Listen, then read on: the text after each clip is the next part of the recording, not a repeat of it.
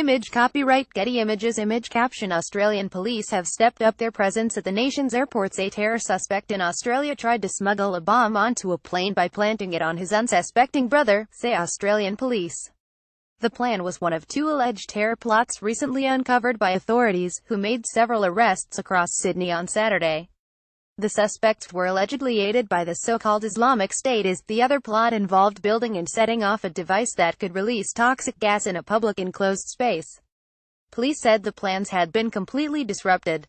Australian Federal Police AFP Deputy Commissioner Michael Phelan said this was one of the most sophisticated plots that has ever been attempted on Australian soil. He said two suspects had built and concealed a high-end military-grade explosive in a piece of luggage. The plan was for the brother of one of the suspects to take the luggage with him on board an Etihad Airways plane leaving Sydney Airport on the 15th of July.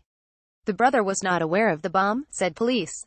But for some reason the plan was aborted at the last minute, and although the piece of luggage was taken to the airport, it was not checked in. The brother then boarded the flight whose destination has not been specified without the luggage. There is a bit of conjecture about why it did not get through the baggage check-in, but I want to make it quite clear it never got near security screening, he said. Police say the suspects had assembled the bomb using parts that were sent in one package from Turkey via air cargo, which was arranged by a senior figure. One of the suspects had been in contact with that figure since April. Image copyright Getty Images. Image caption Investigators have searched 5 properties in locations across Sydney. What was the alleged gas plan? Police said that when the bomb plot failed, the two suspects started on a second plot which involved creating an improvised chemical device designed to release hydrogen sulfide, or rotten egg gas. However, Mr. Phelan said the plan was not close to fruition when police intervened on Saturday. He said police had recovered components and chemicals. Mr. Phelan did not name a possible target for the device. Who has been charged? The two suspects, Khaled Kayat, 49, and Mahmoud Kayat, 32, appeared via video link in a Sydney court on Friday, charged with preparing for, or planning, a terrorist attack. The pair did not apply for bail during the brief hearing, which was adjourned until the 14th of November. If convicted, they face a maximum penalty of life in prison. The men were arrested along with 2 others on Saturday when police raided properties in the Sydney suburbs of Lakemba, Punchbowl, Surrey Hills, Wiley Park and Bankstown. One man was released without charge on Tuesday.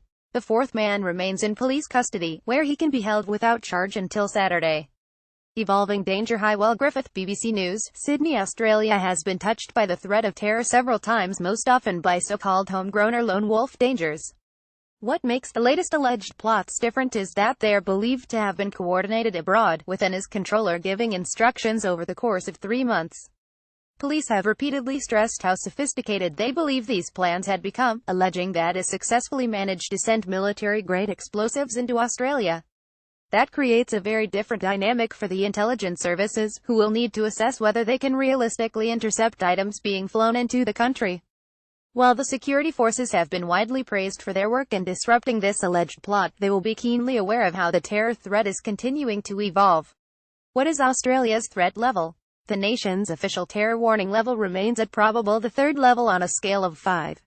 This is the 13th time, because of the excellence of our law enforcement agencies, that we have been able to stop a terrorist attack from occurring on Australian soil in the past 3 years, Justice Minister Michael Keenan said on Friday.